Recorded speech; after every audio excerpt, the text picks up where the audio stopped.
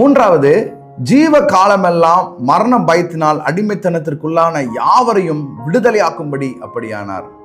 நீங்கள் ஆண்டவராய் இயேசு கிறிஸ்துவை நீங்கள் சொந்த இரட்சகராய் ஏற்றுக்கொண்டிருப்பீர்களானால் இந்த நாளிலே இந்த செய்தியை கேட்டுக்கொண்டிருக்கும் பொழுதே இந்த வசனம் உங்களை விடுதலையாக்கும். மரண பயத்தினால் அடிமைப்பட்டிருக்கிறீங்களா? எப்ப பார்த்தாலும் ஒரு ஃபியர், ஒரு மரண பயம்.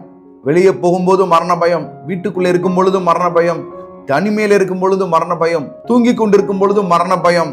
அப்படிப்பட்ட ஒரு மரண பயத்தினால நீங்க அடிமைத்தனத்திற்குள்ளானீங்க அப்படின்னா இந்த வசனம் சொல்லுகிறது, மரண பயத்தினால் அடிமைத்தனத்திற்குள்ளான யாவரையும் விடுதலையாக்கும்படிக்கு அப்படியானார்.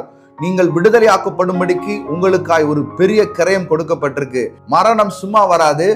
மரண பயம் யாருக்கெல்லாம் இருக்கோ அவங்க வாழ்க்கையில தான் மரணமே வரும்.